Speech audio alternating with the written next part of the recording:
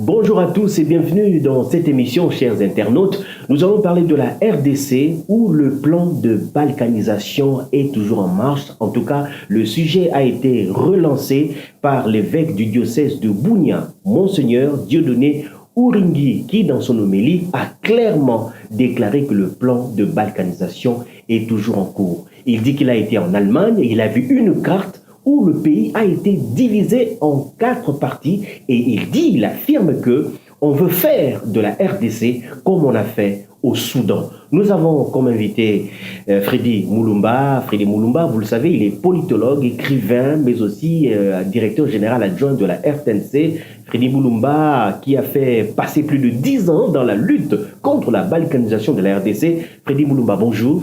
Bonjour Adam. Alors après donc l'évêque Dieudonné Uringui, on sait que avant lui, il y avait aussi le cardinal Ambongo qui était au Kivu, qui a confirmé le plan de balkanisation. Alors, cher Freddy, on pensait que le plan de balkanisation était déjà dans les oubliettes. Adam, je pense que ce plan date il y a longtemps. Avant même que l'AFD soit mise en place. Je me rappelle, quand j'étais au potentiel, après avoir fait la campagne contre la balkanisation, nous avons reçu 2 personnes. Moi avec Emelka Bongo, donc de l'ambassade américaine, dans mon bureau au potentiel, qui nous demandaient, qui voulaient comprendre la balkanisation, ça vient d'où, c'est quoi, ils ne comprenaient rien. En fait, c'était le département d'État américain qui avait demandé à ce qu'ils viennent me rencontrer. On a eu une discussion pendant 1 heure. Et on leur a expliqué qu'est-ce qui est derrière tout ce qui est guerre à l'Est et tout ça. On a cité certains ouvrages. Et ils ont fait rapport à Washington. Et de Washington, il y a eu fuite dans Wikileaks. Et dans Wikileaks, tout ce qu'on avait parlé avec les diplomates de l'ambassade américaine est sorti. Donc, ils ont relaté tout ce qu'on avait dit. Ils sont arrivés à la fin pour dire nous ferons par tous les moyens pour que l'image de l'Amérique ne soit pas ternie. Et après ça, on m'a invité. J'ai fait 21 jours en Amérique, en commençant par le département d'État. On nous avait invités. On était 8 Africains avec 2 Congolais. On a eu des discussions au département d'État avec tous les services qui s'occupent de l'Afrique. Après discussion, il y a une dame, Catherine. Catherine, c'est une Américaine blanche qui travaille à l'ambassade ici en 2000. Elle s'occupait de l'économie. Après avoir discuté, elle m'a appelé de côté. Elle me dit, nous sommes inquiets pour votre propre pays. On ne voit pas les élites émerger. J'avais amené les livres sur la balkanisation qu'on avait publiés avec certains intellectuels. J'ai distribué partout où je suis passé. C'est pour vous dire que les projets existent bel et bien. Quand quelqu'un vient dire que le projet n'existe pas, il n'est pas honnête. Les projets de balkanisation existent bel et bien. Maintenant, ce qui est beaucoup plus intéressant, c'est comprendre la logique du monde capitaliste. Et quels sont les acteurs de cette balkanisation? Les acteurs, c'est d'abord le clan Bill Clinton, qui était à la base de la guerre de l'AFDEL, et que Mouzé a essayé un peu de changer la donne, et on l'a assassiné. Donc l'objectif pour ces gens, et pour la plupart, sont des gens qui étaient à Berlin en 1885, ou bien leurs petits-fils, qui estiment que le Congo leur appartient. Comme le Congo a été une création de Berlin, donc de multinationales, ils ont aussi le droit de revoir les frontières. Ça, c'est un des deux. Ces gens disent aussi que le Congo est trop grand. Il faut le couper pour mieux gérer. Mais il y a un soubassement raciste, pour ne pas dire racial. On ne peut pas laisser beaucoup de richesses aux Noirs. Ça, le fond du problème, en dehors de toutes ces dimensions économiques. Les Noirs ne méritent pas ça. Voilà pourquoi on peut tuer des millions de morts, personne n'en parle, même pas un procès. Donc ça, sont les multinationales. Derrière les multinationales, vous avez des hommes d'affaires. Je veux parler des clan Bill Clinton. Donc, c'est eux, ils étaient à Arkansas. Après, par exemple, des hommes d'affaires d'Arkansas qui ont monté le coup en disant nous mettons la main sur les richesses du Congo. Ensuite, on les coupe en morceaux. Et même au niveau du Parlement, du Congrès américain, il y a eu quand même des déclarations. Fess William, qui était le premier président qui s'occupe de la sous-commission Afrique, il avait dit clairement, le Congo, il faut le diviser en cinq États. Ça existe bel et bien au Congrès américain. Ceux qui veulent, qui doutent, qu'ils aillent vérifier. Donc, ces gens, ces capitalistes, ces globalistes, ne vont pas baisser les bras. Mais comment vont-ils procéder alors pour mettre ce projet de balkanisation en marche? Quelles sont leurs techniques? C'est d'abord, on a utilisé le Rwanda et l'Ouganda. Le Rwanda et l'Ouganda en disant que c'est un problème Banyamulenge, un problème ethnique, mais ils ont profité de ça pour greffer sur ce conflit en fin d'occuper. Donc ils ont calculé, ils ont fait un plan à long terme. Le Rwanda, l'Ouganda, mais des complices congolais. Il dit des complices congolais. Je pense que M. l'évêque a dit très clairement. Il y a des gens qui sont à Kinshasa, qui ont déjà pris contact, donc, parmi les dirigeants congolais, qui ont pris contact pour qu'on balkanise le pays. Il les connaît. Donc il y a le Rwanda, l'Ouganda, les complices congolais, mais aussi au niveau des médias. Je ne sais pas si vous vous rendez compte. Comment expliquer qu'il y a des problèmes à Kinshasa? Nos médias sont ailleurs. Et on tue des gens à Béni. Tu ne vois pas dans les médias. Parce que la plupart des médias ici sont financés par Soros avec aussi ça.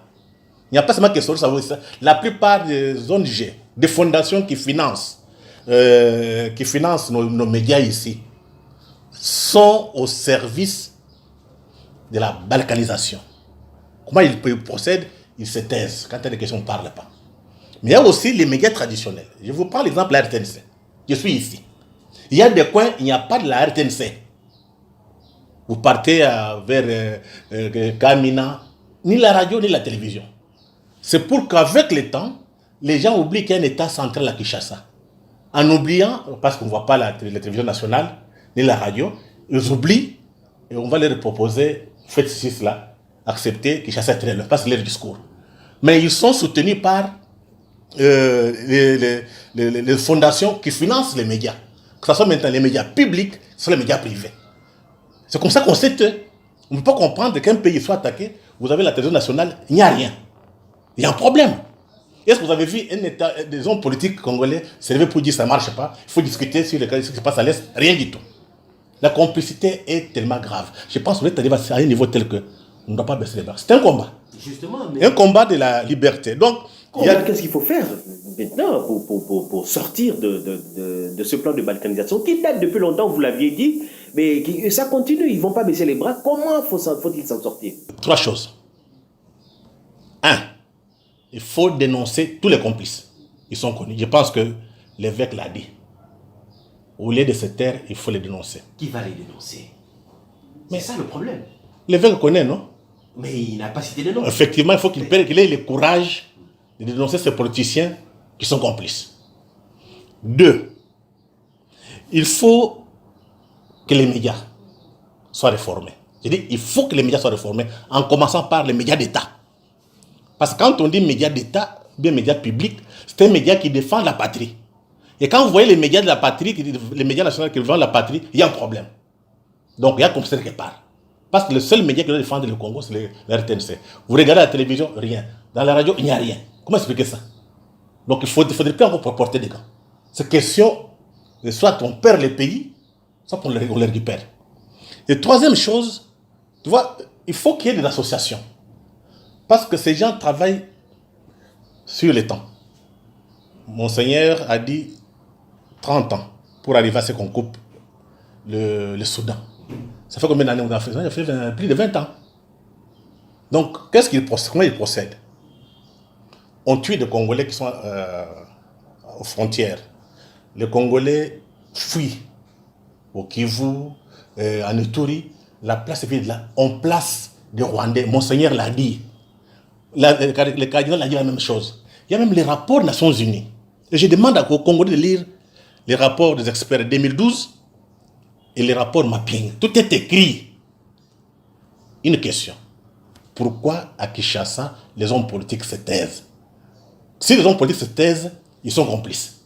Voilà pourquoi il faut maintenant créer des associations qui ont pour objectif de sauver la patrie, de lutter contre la banalisation. Donc, quand il y a des associations, des jeunes gens qui peuvent même, ça peut même pas dire pendant 10 ans, 20 ans, parce que l'occidental, les capitalistes ne comprennent que les rapports de force. Si vous n'êtes pas organisé, il ne viendra pas travailler à votre place. Donc, c'est ces associations qui vont mobiliser le peuple. Et quatrième élément, l'armée. Il faut nettoyer. On est tellement infiltré. Et qu'on ait le courage. La liberté a un prix. Moussa Kabila a été assassiné parce qu'il n'a pas voulu accepter n'importe quoi. Lumumba a été assassiné. Donc il ne faudrait pas qu'il y ait encore des gens qui doivent mourir. Ce signifie qu'il faut protéger nos élites. Il faut mobiliser le peuple et notre armée. Là, l'indépendance, on ne donne pas gratuitement. Donc c'est notre travail en tant qu'intellectuel, en tant que citoyen. Et c'est tous les médias. Il faut créer de nouveaux médias. Ça signifie que des médias qui ne sont pas financés par l'Occident. Parce que les gens qui reçoivent l'argent de l'Occident sont corrompus. C'était pour marcher des mots. Tous ces petits médias que vous avez là, qui sont dans l'histoire, dans le sexe, Mukuna, c'est une diversion. Aujourd'hui, on vient de parler, ce que Monseigneur a parlé. Regardez dans les médias, les réseaux sociaux, qui en parle? Donc, tous les réseaux sociaux, c'est une diversion. Donc, il faut créer des médias alternatifs. Et pour cela, il faut des sacrifices. Mais, dernière question. Il y a des gens qui lient le projet de balkanisation à un pouvoir, à un régime.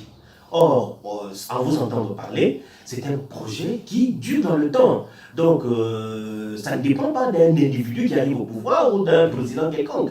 Non, je pense que la difficulté pour les Congolais, c'est quoi? On est dans les sentiments. On est faible. Le projet a été monté en 1994 par les Américains. On avait demandé à qui? Ils ont dit nous voulons couper le Congo. Quelle que soit la personne. Donc si vous ne mobilisez pas la population, il n'y aura rien. Donc qu'on ne puisse pas parler des individus. Parce que ce discours-là est tenu par nos ennemis. Ils tiennent ce discours pour nous diviser.